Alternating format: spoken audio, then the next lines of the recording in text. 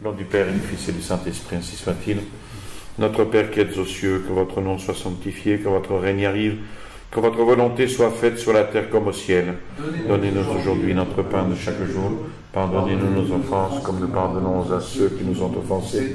Et ne nous laissez pas succomber à la tentation, mais délivrez-nous du mal, ainsi soit-il. Saint Pédis, au nom du Père et du Fils et du Saint-Esprit, ainsi soit-il. Alors, dans ce cadre des mardis de la pensée catholique, nous abordons le sujet annoncé à la découverte de Donoso Cortés, Juan Donoso Cortés. Alors, je me suis largement inspiré d'un livre assez récent de Arnaud Imats, Théologie de l'histoire et crise de civilisation. Il fait une introduction très longue sur Donoso Cortés et son parcours. Alors, il y a eu 3 époques distinctes dans la vie et dans l'œuvre de Donoso Cortés. Il y a d'abord eu celle du libéral modéré, de 1832 à 1836, celle du libéral conservateur, 1837 à 1847, et celle du traditionnaliste. Ici, il faut entendre le mot traditionnaliste qui est utilisé en Espagne, pas du tout dans le même sens que le nôtre. C'est la tradition carliste. Alors, nous allons voir la première partie seulement aujourd'hui, le libéral modéré.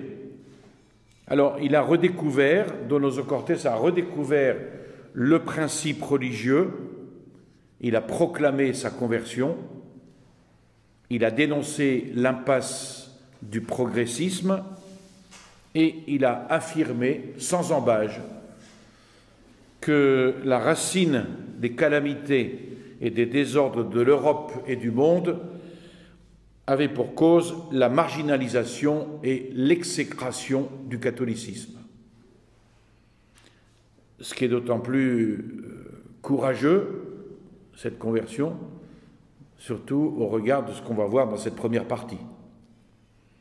Autant de motifs donc pour susciter contre lui la haine de l'humanité éclairée, entre guillemets. Or, Donoso Cortés fut un homme d'État, sûr et prudent, un diplomate habile, efficace, un écrivain à la plume élégante, facile, un philosophe prestigieux, un théologien éblouissant, et un homme, le point de vue humain, affable, bienveillant, généreux, charitable et altruiste. Puisque vous savez que ce n'est pas la même chose d'être charitable et d'être altruiste. Donc en Europe, son prestige a été exceptionnel si on en juge à l'aune de la réputation de ses compatriotes à l'étranger. Francisco Elias de Tejada, 1917-1918, 1917-1918, pardon. Non, pardon, ça c'est la date de naissance et date de sa mort. 1917-1978 définissait Cortés comme un hidalgo, aventurier et désintéressé au service des Espagnes. Si vous voulez savoir ce que veut dire le terme hidalgo, vous le prenez en sens contraire de l'hidalgo qui se trouve à Paris. Donc c'est quelqu'un de noble, voilà, un hidalgo. Comme un combattant de la chrétienté contre l'Europe qu'il considérait antichrétienne. Donc sa foi catholique, après sa conversion, son amour de l'Espagne ont fait de lui l'un des penseurs ibériques les plus espagnols et paradoxalement les plus européens. Parce que s'il fut un défenseur convaincu de l'Espagne chrétienne, il le fut aussi de l'Europe et du monde chrétien. Alors, à l'échelon européen, seuls 2 penseurs espagnols du XXe siècle ont rivalisé avec lui. Le catholique libéral Miguel de Unamuno et le libéral agnostique José Ortega y Gasset. Mais son irréductible conviction catholique et sa radicale espagnolité le placent indubitablement parmi les plus remarquables héros de la civilisation christiano-européenne. Donoso a atteint le sommet de la popularité européenne en quelques mois. Ses essais, ses discours, ses articles sont traduits en italien, en français, en allemand, en anglais. Et ils font l'objet d'innombrables débats et de jugements. Par exemple, l'historien Leopold von Ranke, le philosophe Friedrich Schelling les commente. Le diplomate et ministre d'État Clément von Metternich les loue. Le roi Frédéric Guillaume IV de Prusse, le secrétaire d'État Nesselrode, le tsar Nicolas Ier, les lisent et les méditent. Donc Donoso a aussi la confiance et l'estime de Louis-Napoléon III. Les personnalités politiques et intellectuelles les plus prestigieuses de l'époque, comme Guizot, Comte, Proudhon, Barbé d'Aurevilly, Léon Bloy, quand je dis prestigieuses, c'est celles qui ont un certain prestige, hein, ça ne veut pas dire que tout ce qu'ils ont écrit est prestigieux, c'est la personne en elle-même. Donc ces personnalités politiques et intellectuelles mentionnent, analysent, critiquent les idées de Donoso. Alors à ce succès foudroyant va succéder une longue période d'oubli. Dans la péninsule, le silence ne fut jamais total grâce aux rééditions périodiques de ses œuvres complètes, qui font 3 tomes, mais dans le reste de l'Europe, il va sombrer dans l'oubli pendant plus de 70 ans. L'œuvre de Donoso Cortés ne fut finalement revisitée que dans l'entre-deux-guerres, puis dans les années 50. Et l'initiative en est revenue à 2 auteurs allemands, Carl Schmitt, entre 1927 et 1929, ce juriste déjà célèbre avait publié plusieurs articles repris dans son essai « Interprétation européenne de Donoso ». En 1936, à la veille de la guerre civile, en Espagne, l'écrivain avant-gardiste Ramón de la Serna traduisit en espagnol la biographie d'Edmund Schramm. Par la suite, il y a eu une centaine d'auteurs espagnols, hispano-américains, nord-américains, européens qui vont lui emboîter le pas. Alors, quelle fut la vie de Donoso Cortés et l'exacte portée de son œuvre? Tout d'abord, il faut jeter un regard, et ce sera en grande partie ce qu'on fera aujourd'hui, sur l'Espagne, l'Europe et le monde de Donoso Cortés. Il faut resituer historiquement cet épisode de la vie de Donoso Cortés. Alors, Juan Francisco María de la Salud Donoso Cortés naquit le 6 mai 1809 à Valle de la Serena, qui est de la province de Badajoz, Extrémadure. La défaite espagnole, l'occupation de la région par les troupes françaises ont conduit ses parents à rechercher un lieu sûr, éloigné des combats. Juan est l'aîné d'une fratrie de 10 enfants. Sa famille descend du conquérant du Mexique, Hernán Cortés. Elle possède des pâturages, des terres agricoles et elle jouit d'une situation économique plutôt prospère.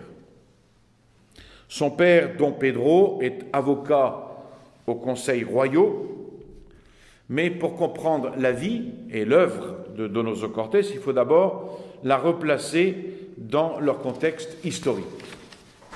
Ce contexte historique, c'est celui de l'Europe des révolutions de 1789 de 1808, de 1830, de 1848. Une époque donc de révolution qui va affecter, des révolutions qui vont affecter tour à tour la France, l'Italie, l'Espagne, la Confédération germanique, l'Autriche, la Pologne, la Hongrie, la Roumanie, les Pays-Bas, la Suisse et le Portugal.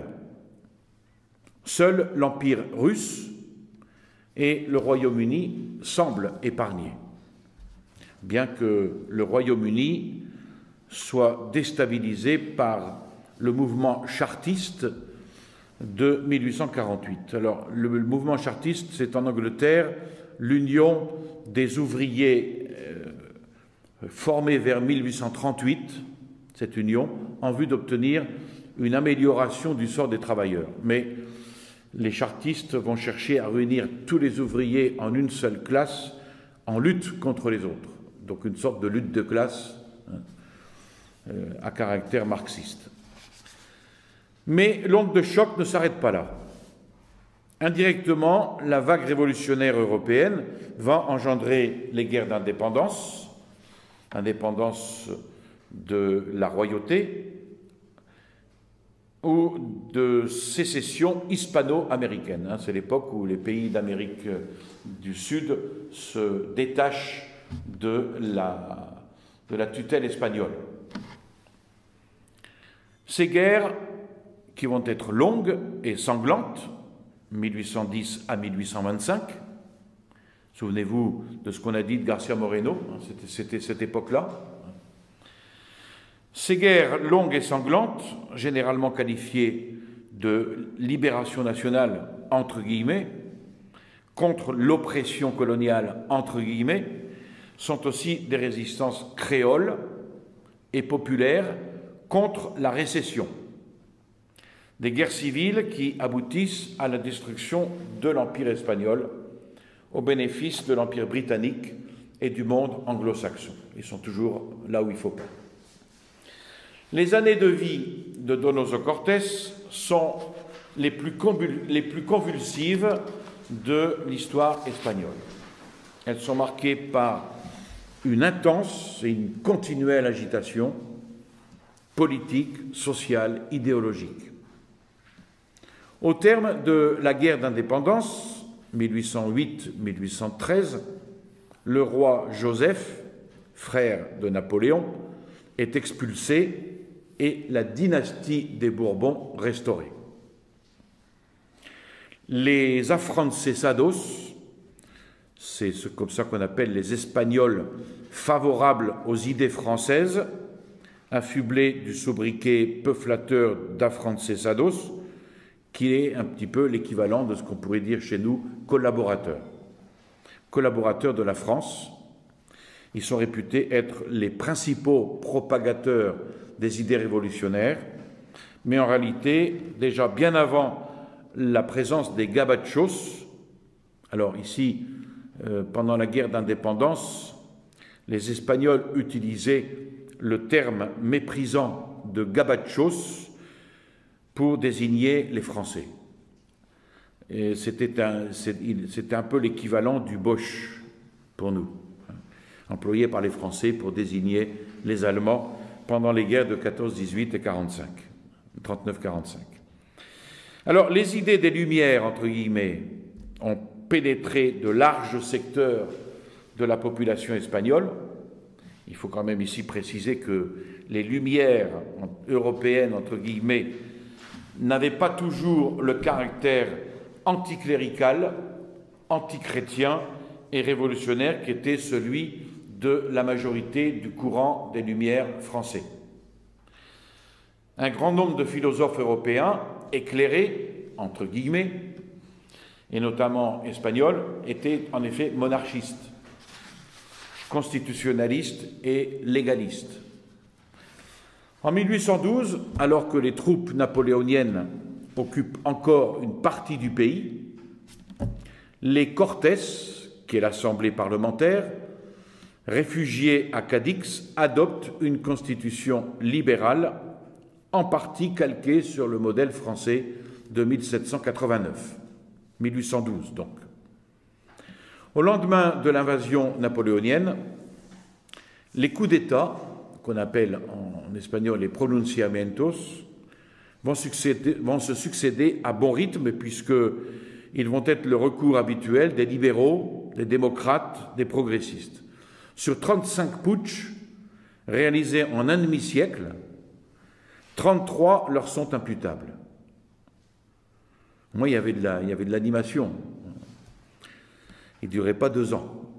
Cet activisme moderniste, qui est un mélange de libéralisme et de nationalisme patriotique, n'est pas le seul responsable des désordres. Les traditionalistes légitimistes ne sont pas en reste. Ils sont, avec leurs adversaires libéraux, à l'origine des guerres civiles particulièrement meurtrières, les 3 guerres carlistes, 1833-1840, 1846-1849 et 1872-1876, dont 2 pendant la vie de Donoso Cortés. À son retour sur le trône en 1813, Ferdinand VII restaure la monarchie absolue. Poursuivis pour leurs idées, les libéraux ne tardent pas à s'agiter. Ça vous rappelle un petit peu tout ce qu'a vécu de García Moreno dans ces pays d'Amérique du Sud. En 1820, un pronunciamiento militaire libéral oblige le roi à faire le serment de respecter la Constitution de 1812. Mais très vite, le libéralisme espagnol se divise entre modérés, partisans de la Constitution, et exaltés ou progressistes qui considèrent qu'elle doit être dépassée. Effrayé par la dégradation de la situation politique et l'expansion des idées révolutionnaires au sein même de son gouvernement, Ferdinand VII fait appel à la Sainte Alliance. La Sainte Alliance, 1815-1825, cette Sainte Alliance avait été constituée par les puissances victorieuses de la France révolutionnaire, en d'autres termes par l'Empire russe, l'Empire d'Autriche et le Royaume de Prusse, à l'exclusion du Royaume-Uni. Une Sainte Alliance, donc, afin de maintenir la paix européenne et pour se protéger mutuellement des tentatives révolutionnaires. Ces 3 puissances avaient été ensuite rejointes par un grand nombre de pays européens, dont la France. La France de Louis XVIII est autorisée par elle à intervenir militairement en Espagne pour défaire les libéraux progressistes. Les 100 000 fils de Saint-Louis, comme on les a appelés, pénétrèrent donc dans la péninsule le 7 avril 1823 et ils ne la quitteront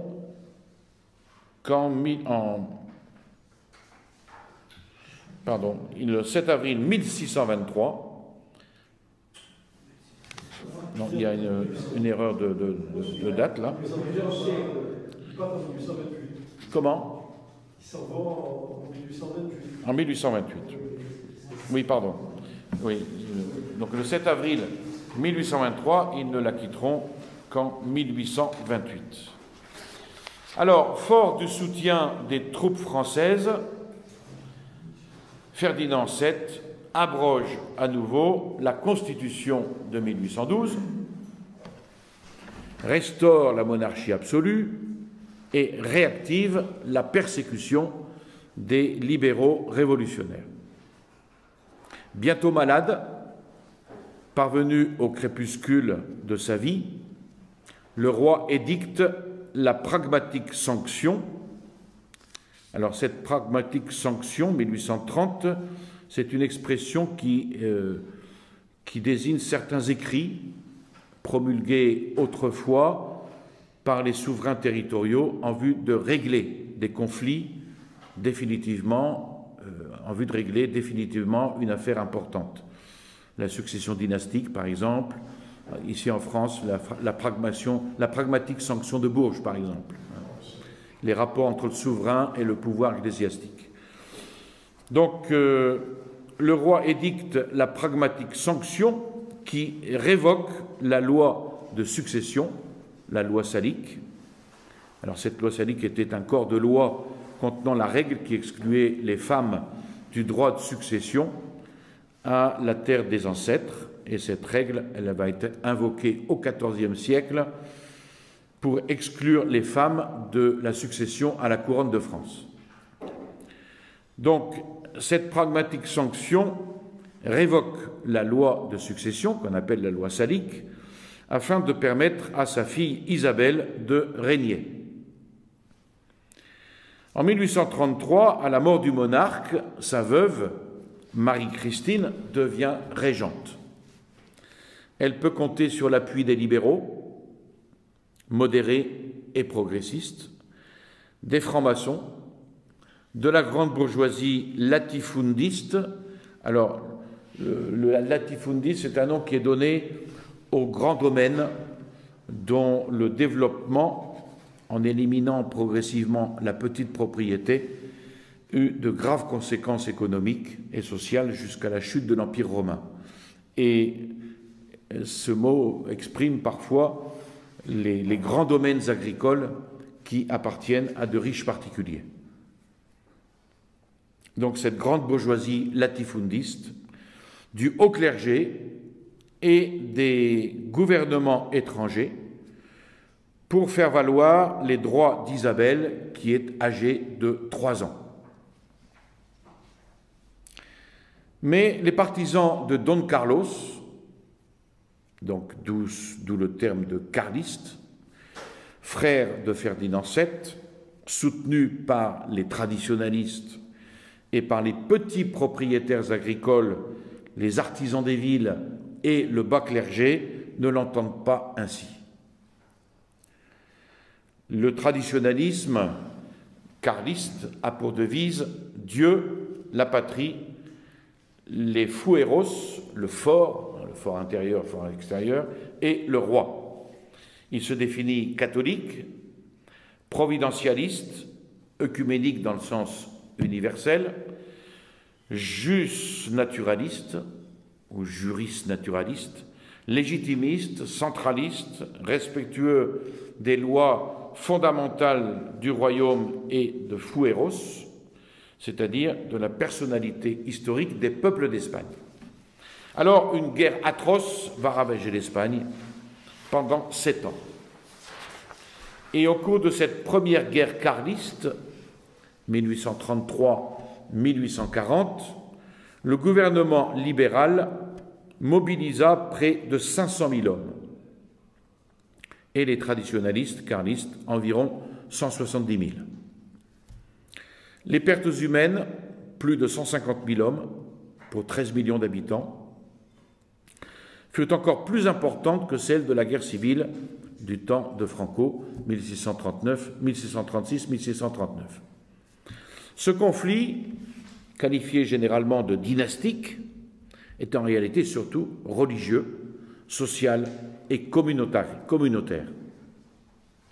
Le mouvement carliste est l'expression de la fidélité de tout un peuple à la foi catholique de ses ancêtres.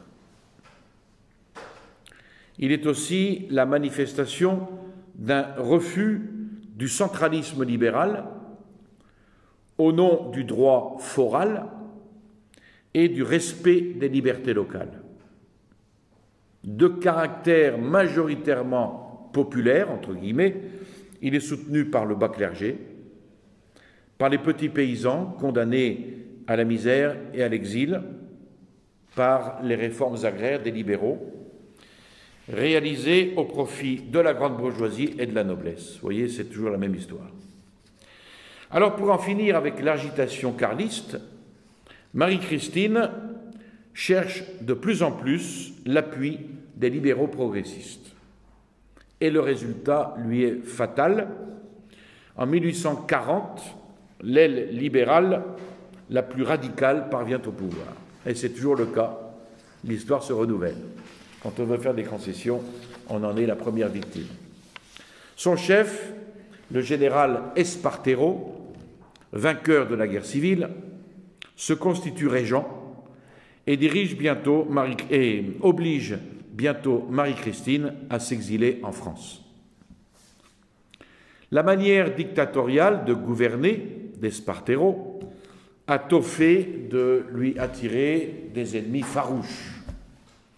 En 1843, un pronunciamiento militaire organisé par une coalition de libéraux modérés et progressistes, que dirige notamment le maréchal libéral modéré Narvaez, l'un des principaux rivaux d'Espartero, entraîne la chute du gouvernement. La future Isabelle II, alors âgée de 13 ans, est déclarée majeure par les Cortés. Elle va régner pendant un quart de siècle, jusqu'en 1868. Le pouvoir, exercé tour à tour par des militaires tantôt libéraux modérés, tantôt progressistes, va donc faire face à des émeutes et à des troubles constants. On a vu ces 35 putschs. L'Église catholique espagnole est pour sa part régulièrement victime de persécutions. Pendant l'occupation française, Napoléon avait ordonné l'abolition du Saint-Office et la réduction des 2/3 du nombre des couvents et des monastères existants. Son frère Joseph, roi d'Espagne, avait décrété la confiscation des biens de l'Église et il avait favorisé l'essor de la franc-maçonnerie. Le prêtre apostat Juan Antonio Llorente, ex-commissaire du Saint-Office et secrétaire surnuméraire de l'Inquisition de la Cour, avait été nommé directeur général des biens ecclésiastiques. On devine ce qu'il en fera. Celui-ci était d'autant plus apprécié des autorités d'occupation qu'il était l'auteur d'une histoire polémique de l'Inquisition, d'un projet de constitution libérale de l'Église qui prévoyait l'autorisation du divorce civil, l'instauration du mariage du clergé, la suppression de toute hiérarchie ecclésiastique, l'annulation du précepte de la messe et l'abolition de plusieurs sacrements. Tout ce qui touche à la hiérarchie ecclésiastique semble être la même chose qui se passe actuellement avec le fameux synode à Rome. Ces idées étaient partagées par une partie de l'opinion publique et même par une petite minorité de prêtres. Les conséquences de la guerre d'indépendance sont désastreuses, tant pour l'Espagne que pour l'Église. Les exactions commises par les troupes françaises culminent avec l'incendie de la cathédrale de Solsona, avec le viol des sœurs Duclès, avec l'assassinat de l'évêque de Coria et l'exécution de prêtres et séminaristes à Murviedro, Castellón et Valence. Le bilan est terrible. Outre des centaines de milliers de morts, d'énormes pillages, vols, destruction du patrimoine artistique, affectant en particulier l'Église, la guerre provoque famine, épidémie. Et elle entraîne la ruine de l'agriculture et de l'élevage, la paralysie du commerce et de l'industrie, l'augmentation vertigineuse de la dette publique. Pis encore, la guérilla populaire contre l'envahisseur devient un modèle de rébellion collective pour tous les Espagnols qui prennent désormais pour habitude de résoudre les conflits politiques par les armes et la violence. La situation de l'Église n'est guère reluisante.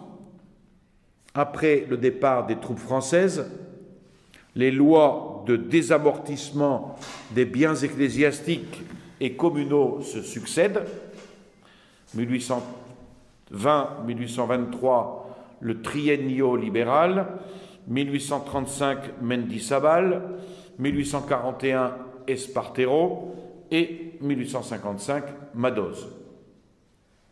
Les ventes aux enchères qui en découlent se poursuivent jusqu'à la fin du XIXe siècle. La bourgeoisie et la noblesse, latifundistes, en sont les principaux bénéficiaires, aux dépens, évidemment, à chaque fois, du peuple et des petits propriétaires.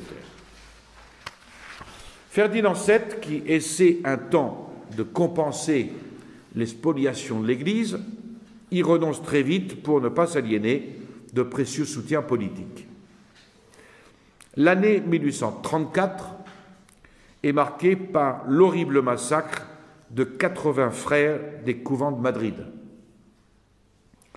De semblables tueries sont perpétrées à Valence, à Reus et Barcelone.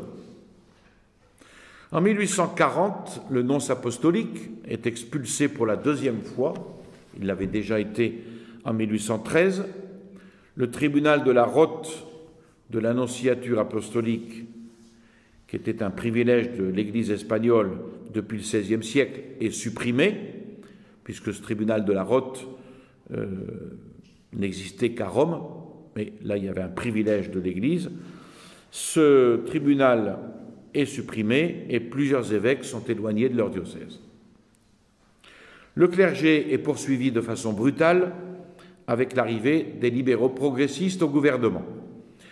Dans les campagnes et dans les milieux populaires, cependant, la foi reste vive, mais dans les villes, et surtout parmi les intellectuels, l'anticléricalisme, voire l'antichristianisme, deviennent à la mode. Et l'Église doit lutter, non pas pour conserver quelques pouvoirs temporels, mais pour défendre son autonomie et parfois même son existence. Pendant toute cette période, la bourgeoisie espagnole se révèle incapable d'assumer le pouvoir politique, incapable également d'apporter la paix et la stabilité à la société. Il y a donc bien sûr une lutte permanente entre libéraux et traditionalistes, comme dans la plupart des grands pays européens. Mais à Madrid, une fois les traditionalistes écartés définitivement du pouvoir, les gouvernements libéraux successifs ont pour principale activité d'étouffer les tentatives séditieuses d'adversaires, eux aussi libéraux, qu'ils soient au pouvoir ou qu'ils soient dans l'opposition. Les libéraux modérés ou progressistes cherchent systématiquement l'appui des militaires, contribuant ainsi à aggraver la crise du pays. Voilà le sombre et angoissant panorama qui, pendant des années, va se dérouler inexorablement devant le regard lucide du marquis de Valdegamas, qui était notre nom, de Juan Donoso Cortés. Voilà donc pour la situation historique. Alors, voyons maintenant Donoso Cortés, le libéral modéré qu'il était dans la première partie de sa vie. Il grandit donc dans une famille unie de la moyenne bourgeoisie provinciale. Il reçoit sa première formation intellectuelle à Don Benito, dans un milieu admirateur des Lumières, entre guillemets, partisan du libéralisme modéré. En 1820, il entreprend des études de droit à Salamanque, et cette université est alors l'université de Salamanque est à cette époque l'un des principaux centres de diffusion des nouveaux courants de pensée européens.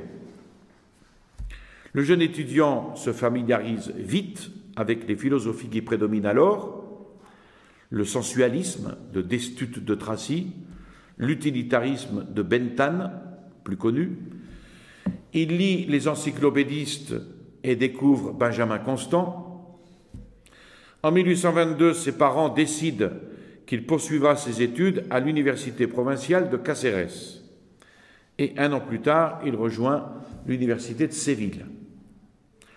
Au cours de l'été, il fait connaissance d'un ami de son père, Manuel José Quintana, un des grands poètes espagnols, pré-romantique et figure prestigieuse du libéralisme. Au lendemain de l'intervention des 100 000 fils de Saint-Louis, Quintana est poursuivi pour ses opinions radicales. En fuite, il trouve refuge chez les parents de Donoso Cortés pour échapper à l'exil hors d'Espagne. À Séville, où il poursuit ses études, le jeune Juan Donoso Cortés s'introduit dans les milieux poético-littéraires et termine ses études. Il part ensuite à Madrid avec en poche une lettre de recommandation de Quintana qu'il doit remettre à l'historien, spécialiste du romantisme, Agustín Durán. Il dévore à son tour Locke, Condillac, Voltaire, Rousseau, Helvétius, Machiavel, Hobbes, Montesquieu, Madame de Staël, Byron, De Pau, etc. Il est arrivé à se convertir quand même. Sur la suggestion de Quintana, en 1829, il se voit offrir un poste d'enseignant au collège universitaire provincial de Cáceres. Et à la rentrée, il est chargé de prononcer le discours d'ouverture du Collège des Humanités. En 1830, il se marie. Il épouse Teresa Garcia Carrasco, fille d'un notable banquier de Cáceres. À la fin de l'année académique, ils quittent tous les deux Cáceres pour s'installer à Madrid. Une fille née de leur union, mais ils la perdent aussitôt. Et en 1835, c'est son épouse qui décède. 2 ans plus tard, Juan Donoso Cortés fait irruption dans la vie politique et sa carrière, sa fulgurante carrière, sera pour lui une dérivation puissante au terrible chagrin de sa vie affective. En 1830, la pragmatique sanction avait été proclamée par Ferdinand VII. Elle devait permettre le règne de la fille aux dépens de son frère Don Carlos. La question dynastique était depuis indissolublement liée aux problèmes idéologico-politiques. Les partisans de l'Ancien Régime, défenseurs des lois fondamentales du royaume, devenaient des carlistes et les libéraux favorables à la pragmatique sanction des Cristinos, c'est-à-dire du nom de la régente Marie-Christine. Plus tard, des Isabelinos, du nom de la reine Isabelle II. Donoso allait prendre ouvertement parti en faveur de la pragmatique sanction. En publiant un mémoire sur la situation actuelle de la monarchie, qu'il adresse au roi en octobre 1932, il cherche alors à démontrer que les ennemis du trône ne sont pas les libéraux, mais les fanatiques, entre guillemets, les traîtres, les partisans de Don Carlos.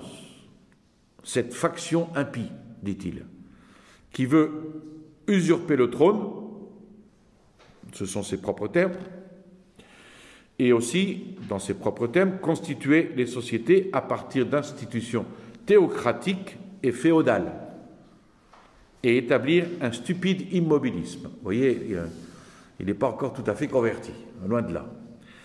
La loi salique est, selon lui, une loi étrangère qui a été imposée par la France. C'était les premiers féministes, si je puis dire, et qui ne fait donc pas partie de la tradition espagnole. Rationaliste, libéral modéré, Donoso aspire donc à une monarchie constitutionnelle qui défende et protège les intérêts des classes moyennes. Une monarchie, écrit-il, ne peut pas reposer sur les classes les plus basses de la société. Il faut qu'elle repose sur les classes intermédiaires.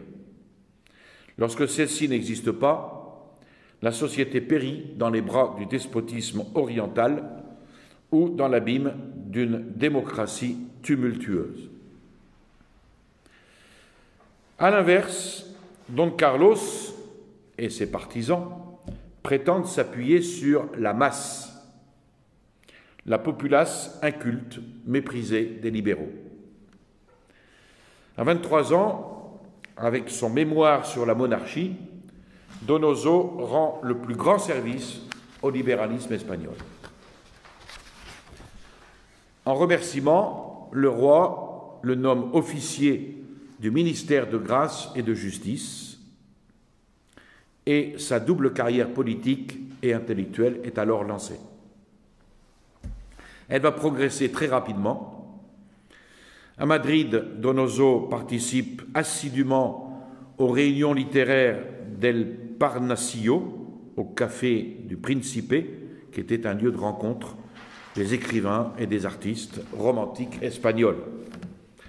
L'année suivante, 1834, il publie Considérations sur la diplomatie.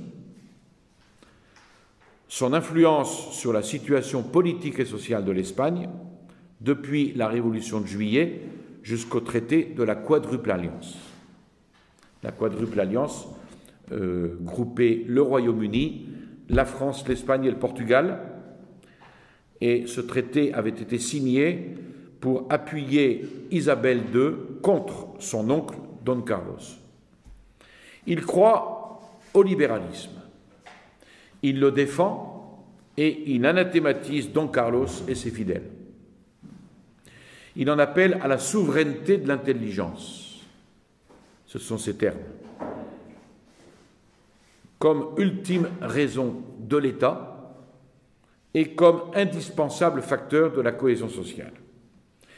Il veut en outre montrer que la saine diplomatie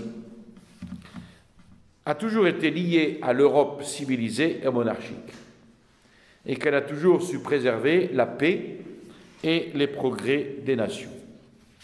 On reconnaît là l'influence des doctrinaires français, Cousin, Guizot, Royer-Collard. En 1835, Donoso collabore avec le gouvernement de Juan Álvarez Mendizábal, qui parvient à neutraliser les comités révolutionnaires ayant surgi dans toutes les provinces. Mendizábal entre bientôt dans l'histoire comme un des principaux promoteurs du désamortissement des biens de l'Église. On l'avait vu tout à l'heure. Profondément libéral, Donoso ne lui ménage pas son appui.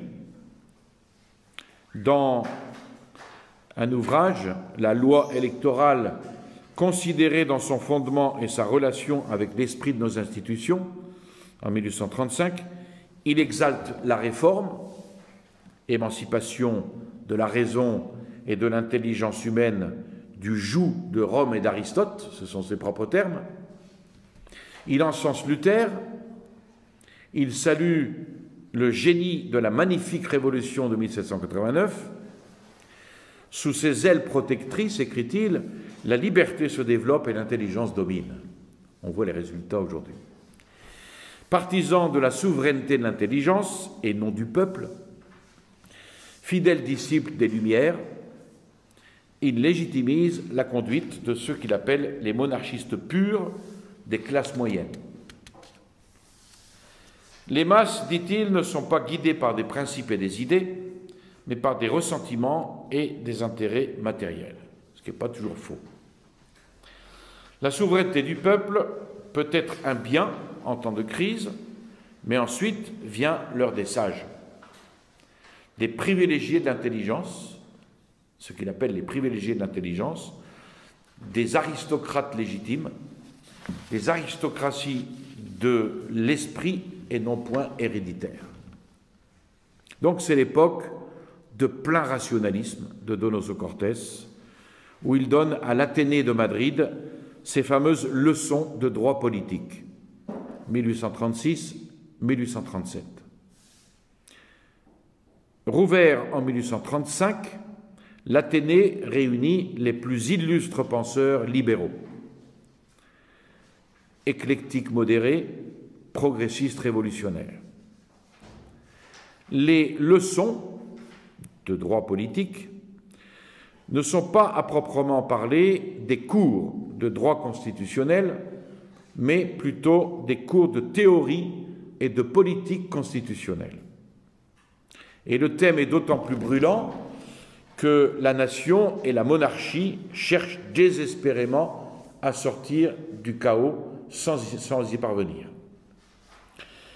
Donoso fait étalage d'érudition, citant ou évoquant abondamment Aristote, Saint-Augustin, Platon, Tite-Live, Bossuet, Vico, Turgot, Hobbes, Leibniz, Montesquieu, Kant, Rousseau, etc. On retrouve les mêmes, avec un petit peu de Saint-Augustin. L'école catholique, qu'il qualifie de magnifique et majestueuse, doit être, dit-il, examinée avec respect. C'est là qu'on voit le libéral ici. Parce que l'homme qui se respecte doit respecter tous les pouvoirs déchus, toutes les grandes ruines. Il faut noter ici que ce qu'il appelle l'école catholique, c'est le traditionnalisme de Joseph de Maistre, Bonald et d'autres. Nommé commissaire royal des provinces de Cáceres et Badajoz, Donoso Cortés se voit concéder la croix de chevalier de l'ordre de Charles III en 1836. Promu chef de département au ministère de Grâce et de Justice, il est élu la même année député au Cortés pour la circonscription de Cadix. Il est réélu à Cadix en 1843, puis 4 fois à Badajoz de 1843 à 1851. Mais à la suite de la mutinerie militaire de la Granja, en été 1836, qui oblige la régente Marie-Christine à abolir le statut royal de 1934 et à restaurer la Constitution de 1812, on y revient, une période de domination libéralo-progressiste commence. Et là, perçu comme trop modéré, voire comme conservateur, Donoso est durablement éloigné du pouvoir. Et là intervient la deuxième période de Donoso Cortés, le conservateur libéral, 1837-1847, que nous verrons la prochaine fois. Je vous salue Marie, pleine de grâce, le Seigneur est avec vous. Vous êtes bénie entre toutes les femmes, et Jésus, le fruit de vos entrailles, est béni. Sainte Marie, Mère de Dieu, priez pour nous pauvres pécheurs, maintenant et à l'heure de notre mort, ainsi soit-il. Au nom du Père et du Fils et du Saint-Esprit, ainsi soit-il.